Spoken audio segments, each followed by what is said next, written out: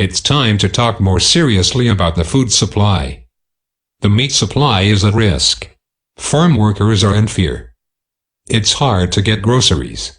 Health professionals, doctors, nurses and everyone down the line are the rightful and obvious heroes of the pandemic.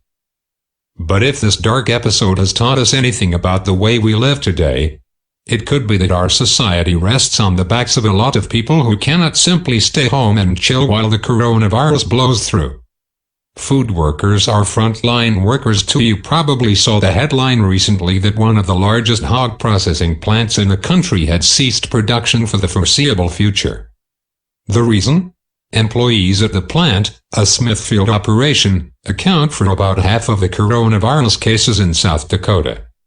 Similar closures have hit plants in Pennsylvania and Iowa, and the CEO of Smithfield said the country's meat supply is at risk. Are shortages coming? Yes, if we panic. We've already seen runs on toilet paper and cleaning products. Will people stockpile bacon in their freezers if they fear a pork shortage? Please don't. The U.S. is not running out of meat. It's not that there's no meat. It's that, at the moment, there are gaps in the way we process it and get it to consumers. Americans are being told to visit grocery stores only when they must. Grocery store workers do not have that luxury. Read the story about how clerks are on the front lines of this pandemic. Food everywhere, but not a bite to eat, keeping the supply chain going while also keeping farm workers and meat cutters, along with packers and truck drivers and warehouse workers and grocery stockers and checkout clerks. Healthy is one priority. Another problem is finding ways to get food to consumers, now that restaurants, office canteens, school cafeterias, and so many other places people use to go eat are closed. The current situation is this: farmers are dumping food, including milk, even as people grow increasingly desperate and lines grow at food banks. It is a cascading series of events here that is disrupting the entire food chain, said Tom Vilsack, the former Iowa governor who served as Secretary of Agriculture during the Obama administration, in an interview with CNN on Monday. You start ending school lunch programs, universities shut down, food service shuts down. Tourism and hotels have low occupancy, and at the end of the day you have a tremendous amount of the overall supply of food having to be redirected. He said the government will need to spend money to buy food from growers and give it to food banks. That's assuming there are workers to pick the produce. These are likely to be people who already work in fear of deportation. Now they are working in fear of infection. Shoichet writes that fewer people are showing up for work, fearing for their safety. Seriously. Read this story. One more thing: recall that when President Donald Trump launched his trade war on China, it was U.S. farmers who were hardest hit by Chinese retaliations and who needed two separate U.S. government bailouts. They were still seeing a rise in bankruptcies even before coronavirus hit the U.S. Will they need a third bailout? Maybe. Food uncertainty versus food insecurity. In my house, we are trying very hard to not go to the grocery store. But it's hard. We joined as a community-supported agriculture group that delivers local produce.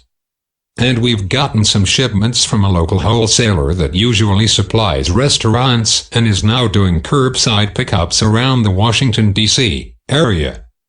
We've ordered peanut butter from Target. Try ordering peanut butter from Amazon. Currently unavailable. It's equally difficult to get scheduled with a delivery service. And the ones that exist cannot come close to keeping up with demand. Try getting an Amazon Fresh or Instacart delivery. Well, actually don't. Amazon said Monday that they're putting new customers on wait lists. Those are luxuries that may not be available to everyone. But with demand, it feels like they're available to no one. And still, people are behaving in unbelievable ways. This story about people luring Instacart shoppers with big tips and then stiffing them is abhorrent.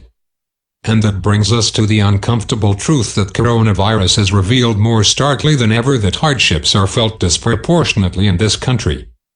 What I described above is food uncertainty, and it's a new experience for many.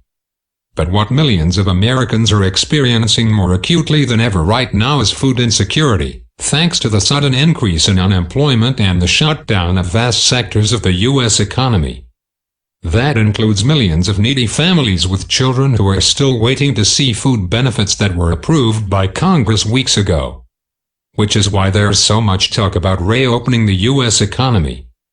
The experts will save Trump, if he'll let them. Trump spent years, publicly humiliating Jerome Powell, the former investment banker Trump appointed as chairman of the Federal Reserve in 2017. Presidents normally try to keep their hands off Fed decisions on interest rates, but Trump felt free to hammer away at Powell over a 2018 decision to raise interest rates, specifically to give the economy a cushion in case of disaster. Now, though, CNN's Phil Mattingly reports that Powell is the one taking extreme measures to help save as much of the U.S. economy as he can, or at least to prevent a full-blown repeat of the 2008 financial crisis. That brings us to Dr. Anthony Fauci, who has emerged as the latest voice of reason figure beloved and worried over by the public. That has predictably led to a growing and concerted effort by Trump and his allies to undermine him. This is both the most predictable thing in the world. A member of Trump's administration cannot tell for this long without running afoul of Trump's loyalists and more evidence of toxic swamp of revisionism that surrounds this White House. East Coast versus West Coast. New York Democratic Governor Andrew Cuomo is having a moment as a steely leader while his state deals with the worst of the coronavirus outbreak. See the cover of Rolling Stone, for instance. But there's plenty of reason to argue his West Coast counterparts, who acted earlier and whose states are not suffering nearly as much as New York, should be getting more attention. Today, groups of governors on both coasts formed regional pacts to navigate reopening their economies.